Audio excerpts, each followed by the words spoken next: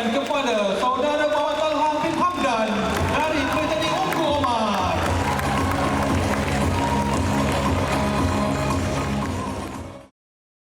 Saya melaksanakan work-based learning saya di salah satu syarikat kontraktor terbesar lah di Gamuda Engineering, Bandar Gamuda Koh.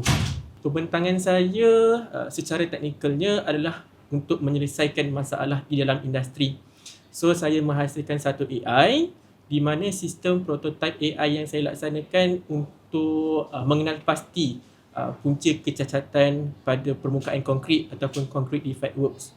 So, dalam sistem prototype ini saya bangunkan, khususnya pada ketika itu saya sebagai orang yang baru masuk, saya tak mengenal defect dan saya belajar daripada mentor industri, dan berdasarkan kepada apa yang saya belajar, saya hasilkan satu AI tersebut dan boleh digunakan oleh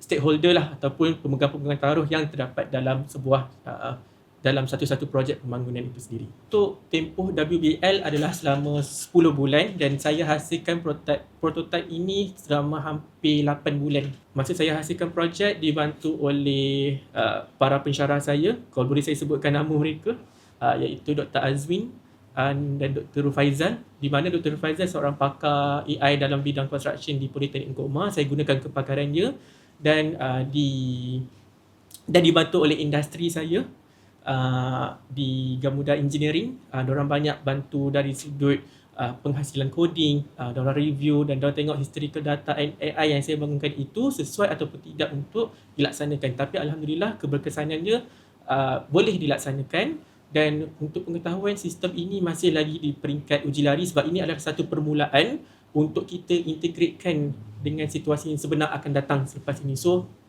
lepas ini ada stage uji lari yang seterusnya lah. Saudari Nur Aini dari Muhammad Hafiz dari Politeknik Ibrahim Sultan. Untuk kali ini saya tak sangka yang saya akan mendapat satu anugerah yang bukan saya punya plan lah nak dapat, sebab saya punya kawan-kawan yang lain pun semua mendapat projek mereka yang sangat megah punya tajuk. Saya tak pasti yang saya punya tajuk ni akan dapat ke satu perkara yang sangat-sangat unexpected lah bagi saya. Pada tahun ini, Johor telah pun melancarkan Visit Johor 2026. So, situ pihak Johor telah pun invest banyak duit dan mengeluarkan banyak duit untuk improvekan infrastruktur dekat Tanjung Piai ataupun dekat National Park yang ada di Johor. So, di situ saya nampak infrastruktur dengan fasiliti di Tanjung Piai memang cantik, memang menarik. Cuma sayangnya saya nak tahu, adakah usaha dan duit yang dikeluarkan oleh kerajaan ini berbaloi ataupun tidak. Di situ kalau kita rasa itu adalah satu benda yang sangat berbaloi dan memberi manfaat kepada orang lain, apa asal lagi kita mengeluarkan lagi duit untuk menarik turis daripada international.